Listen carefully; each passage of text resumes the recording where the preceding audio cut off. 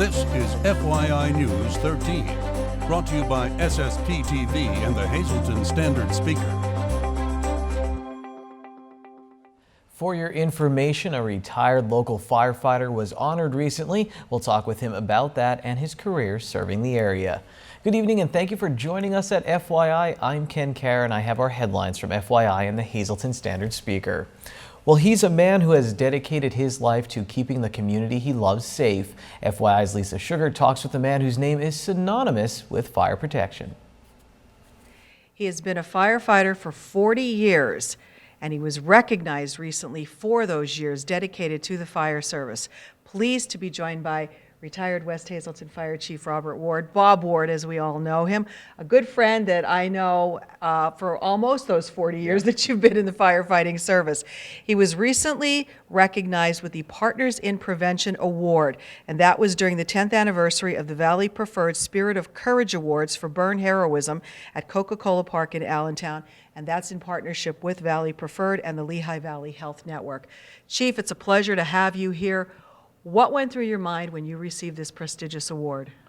Well, when I got the phone call from the Burn Foundation, I figured they got the wrong person, and I found out that a good friend of mine, Tony Colombo, was the one that nominated me for the award. And I was surprised. I was really surprised. My wife was more surprised than I was. My feeling in the fire service is that it's not me. It's just something I do to help the community out, and I really don't want to be recognized for that. And I'm glad somebody did see the importance of what I've done for the community and for the area and for my achievements. But I based it on the help that I got from everybody else. So the word I got is not only for me, but for everybody that helped out. Well, I know for a fact everybody enjoyed working with you because the media enjoyed working with you. I was working in radio. You were always my first go-to guy because you were always a great interview, very knowledgeable, and ahead of your time because the fire safety houses we see everywhere, you had the first one that I know of in this area in West Hazleton. So prevention was on your mind long ago. Well, as I said earlier, Lisa, in my early years in the fire service, I put the wet stuff on the red stuff for the fires, But then I started looking in the media and television, radio, and newspaper, and I see all these fatalities happening as a result of fires. Wait a minute, we're doing something wrong. Why is this happening? So I took a better look at myself and what we were doing, and we weren't really addressing fire safety. We weren't teaching fire safety. So now it was our job to bring this to the community, and that was one of the projects, to bring the fire safety house into the community to help educate the young children and to also help educate the adults.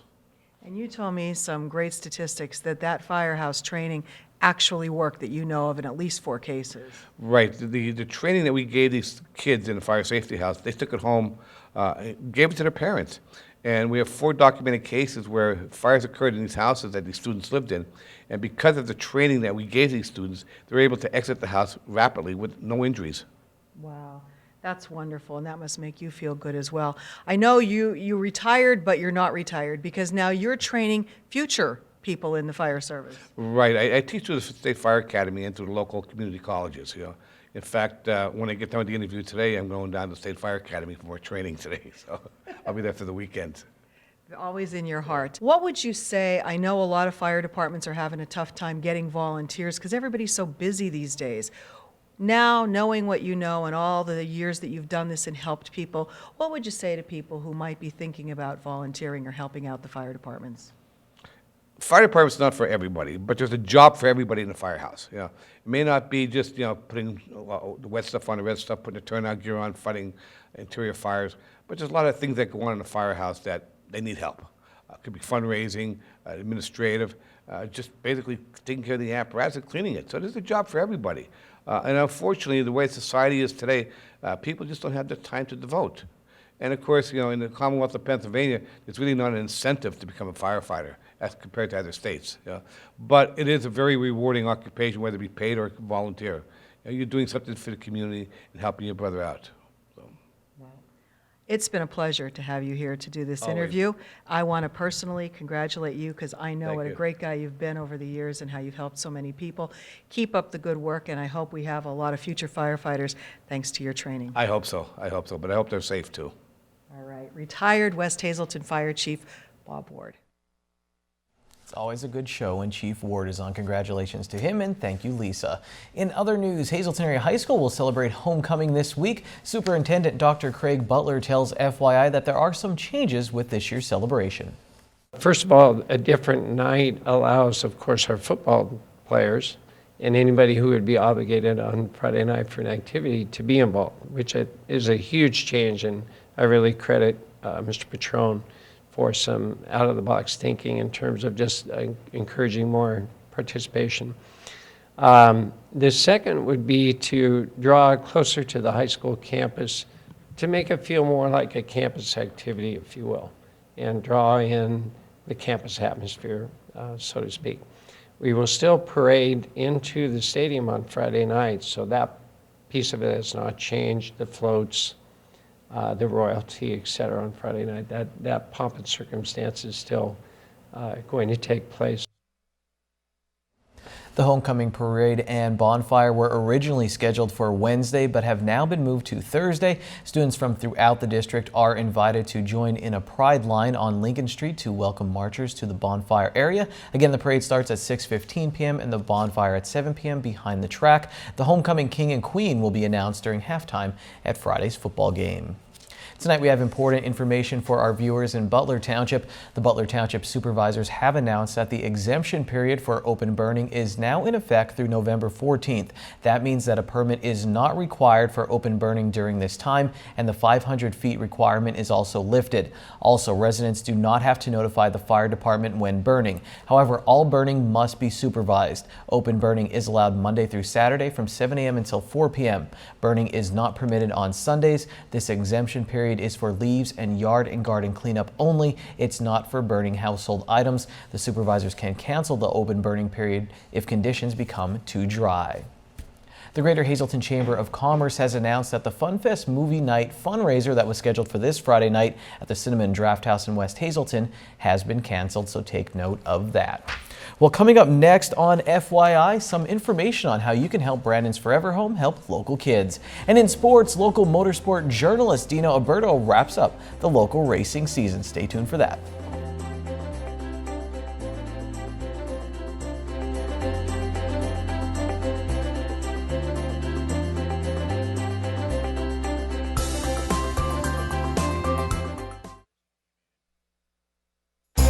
This is FYI News 13, brought to you by SSPTV and the Hazleton Standard Speaker. We're here at the beautiful Eagle Rock Resort in the Lodge, and we are talking about foster and adoption here in Luzerne County. We're with Judy Newman. She is with Luzerne County Children and Youth. She's a foster care supervisor. She has many years of experience, and if you're out there and you're thinking, I want to be a foster parent, I want to adopt a child, then you certainly should do your homework and know about the laws involved with doing so. Judy, thanks for joining us here. Well, thank you for having me. Let's talk about those qualifications. Well, first of all, I encourage anyone who is interested to call our phone numbers so that they can speak to a caseworker who can elaborate in detail about the requirements. But basically, our requirements are established by the state, and they involve a minimum age of 21 years of age. An applicant can be single or married. They need to have stable and sufficient income to support their own family. They must have clearances in child abuse, criminal, and FBI. And they now, as of this year, need to do mandated reporter training because all foster parents are mandated reporters. They need to have adequate housing to meet the needs of children. Okay. Now, they reach these qualifications, they've decided to be a foster parent, they are approved. What kind of support does a resource family receive? A resource family with our agency receives a stipend which reimburses them for the cost of care of the child. That includes some money for clothing and for medical needs. They also receive ongoing training, and they receive ongoing support from a specialized unit that I supervise that is their social worker. That's the person that they turn to for their support and assistance. And finally, Judy, in your years of experience dealing with foster care, what is the need and how important is this in Luzerne County? The need is dire. We have an established pool of foster parents, but we always need more. And we need families that can take children from the age of 0, newborn, to 21 now, and also who can accept sibling groups and help us broaden our range of families so that we can find homes in the school districts where the children come from. Very good. Thank you for joining us here on FYI.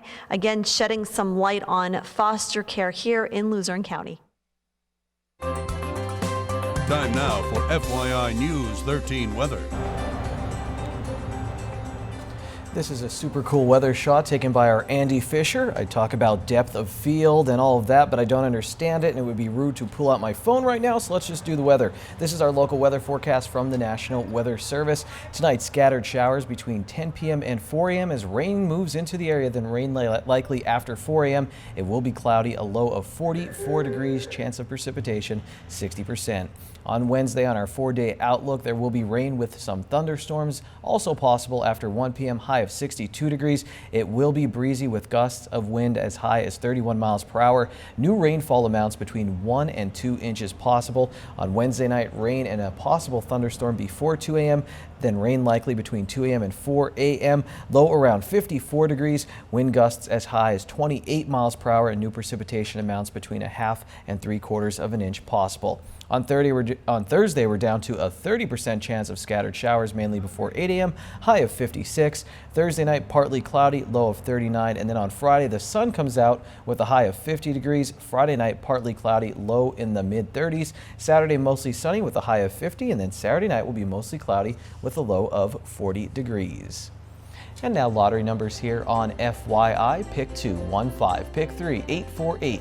Pick 4, 5, 3, 4, 5. Pick 7, 7, 7, 7, 9, 3. Midday winning lottery numbers here on FYI, brought to you by Boyer Insurance Agency, and they have 2 locations to serve you. One in Cunningham on Sugarloaf Avenue, and the other one is on Broad Street in Nescopec. You can call them in Cunningham at 570-788-3543 and in Nescopec at 570-752-7683. We're talking racing when we come back, but right now, let's talk about the law.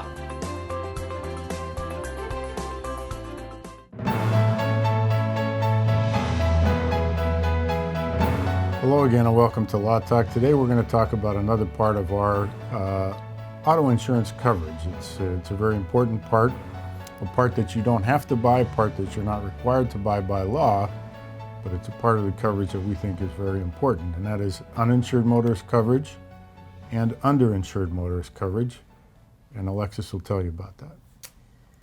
Uninsured and underinsurance coverage is not mandated by Pennsylvania law. So if you're filling out your insurance paperwork, you're looking to get insurance for a vehicle, you're not mandated to get the un or underinsurance coverage. We strongly advise our clients to get the un and underinsurance coverage for several reasons. One being individuals, we have deadbeat drivers, for example. You have a driver who wants to get a vehicle, wants to get their registration, they have car insurance, and then a couple months later they decide not to pay the premiums. Therefore, they become uninsured. If you're hit by an uninsured driver and you don't have uninsured coverage, then there's no remedy for you. There's no claim that you can take for recovery regarding that accident. For underinsurance coverage, if you're struck by somebody who has a minimal coverage, which would be $15,000, and you have significant injuries, then you're also in a tight spot, because if you don't have underinsurance coverage, you're not able to make a claim for additional recovery. And in Pennsylvania, the law says that $15,000 is the minimum coverage that one needs to have in order to be an insured driver on the road. Having said that, if you're struck with by somebody who has minimal coverage, that being $15,000, you have significant injuries, you have significant economic losses in the form of wage loss, you're not able to make a claim for recovery of that with your own insurance if you don't have the underinsurance coverage. So it's important to have both un- and underinsurance coverage as part of your insurance policy when you're looking at those options.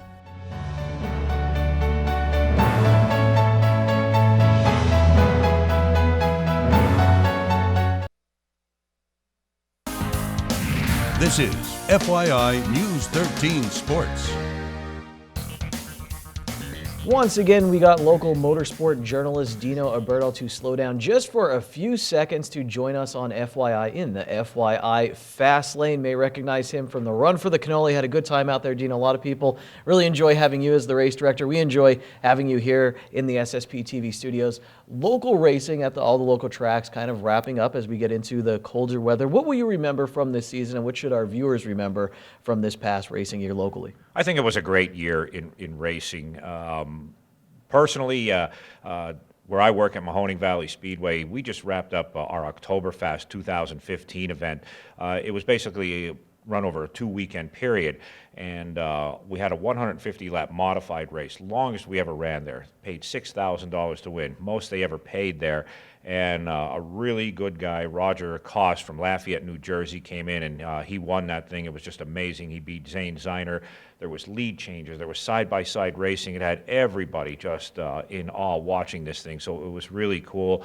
We saw Earl Paulus win his 5th championship in a 4-year period, his 2nd in a modified. He won the last 3 late model championships there, so this guy's really neat. The street stock class they have there is phenomenal, Kenny. You wouldn't believe what we have there, side-by-side racing on a regular basis, and that's the way it was this year. 19 different winners in 23 events. Just, you can't imagine what that's like for those guys. And Zach Graver of Palmerton, he won it without winning a race. Second place, finished 5 points behind without winning a race. As a matter of fact, missing a race, which was Randy Schlenker. He's a former runner at Evergreen, a former champion down here at Mahoning Valley. The Dirt Modifieds, we just had their event this past weekend, and Ricky Yetter, who's a district justice out of Easton, Pennsylvania, retired in Victory Lane. Actually, he said he was going out. This was his swan song year, and goes out and wins the race. So that was really, really neat. Very emotional, and it was very neat to be a part of something so special like that for Ricky. Young kid by the name of Cody Kohler was the Pro 4 winner, and a Cody Geist was the hobby stock winner. So just great racing throughout the year there. Do you know, let's talk about the Pocono Raceway, where you also work up at. They had some news coming out, big news from them, adding the Xfinity Racing Series, kind of part of NASCAR coming down. Explain maybe a little bit why that's so important for Pocono to now have them coming into the track. For years, ARCA was the preliminary event, the preamble to the big show on Sunday.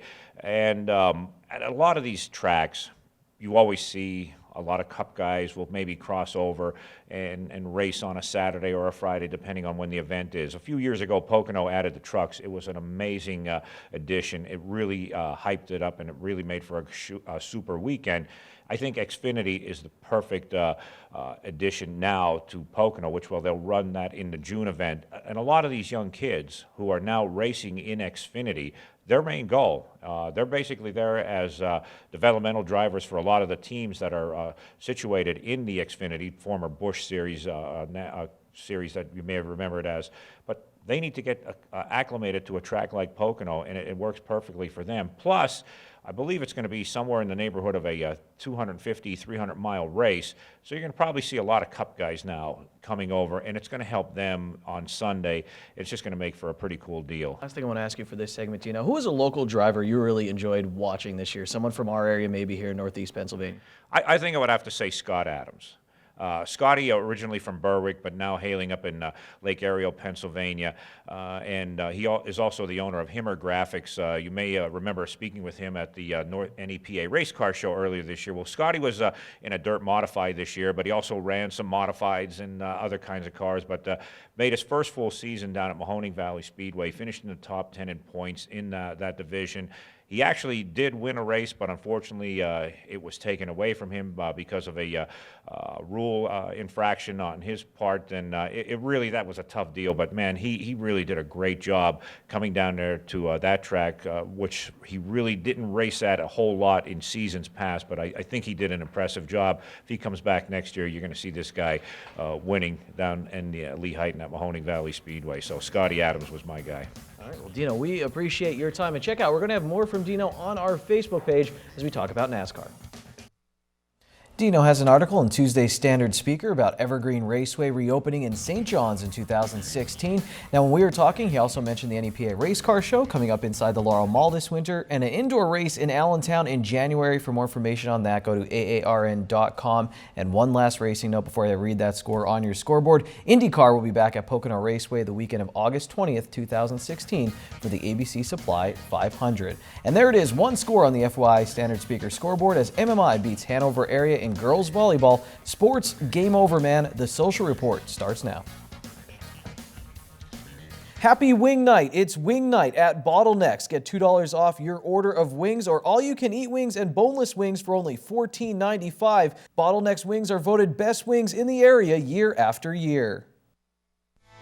Good evening, everyone, and here's tonight's social news. Happy birthday to a member of the Brandon's Forever Home family, Gabrielle Teresa Ziegler of Wilkes-Barre. Happy birthday from Brandon's Forever Home. In our Talk of the Town report, the Hazleton Area High School will be holding their first annual Veterans Day ceremony and reception on Tuesday, November 10th, with an 8 a.m. breakfast and a 9 a.m. ceremony. The students, faculty, and staff of the Hazleton Area High School invite all veterans to attend. RSVP by November 6th by calling 570-459-3221, extension 81500.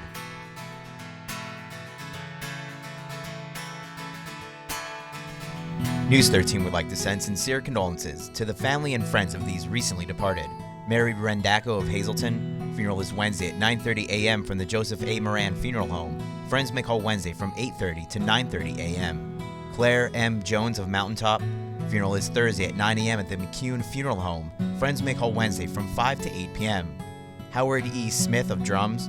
Arrangements will be announced by the Harman Funeral Home. Catherine Donato Matz, formerly of Freeland.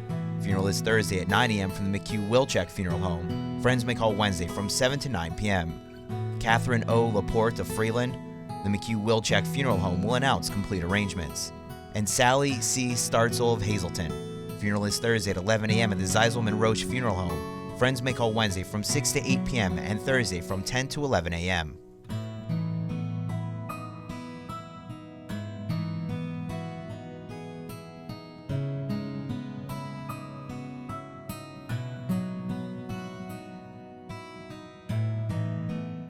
Attention pay-per-view subscribers, if you see your name right now on News 13, you'll have 13 minutes to call in and win a free movie from Service Electric Cablevision. Our winner tonight is Arthur Martin of Tamaqua. Arthur, if you're watching, give us a call right now, 570-455-7267, extension 104.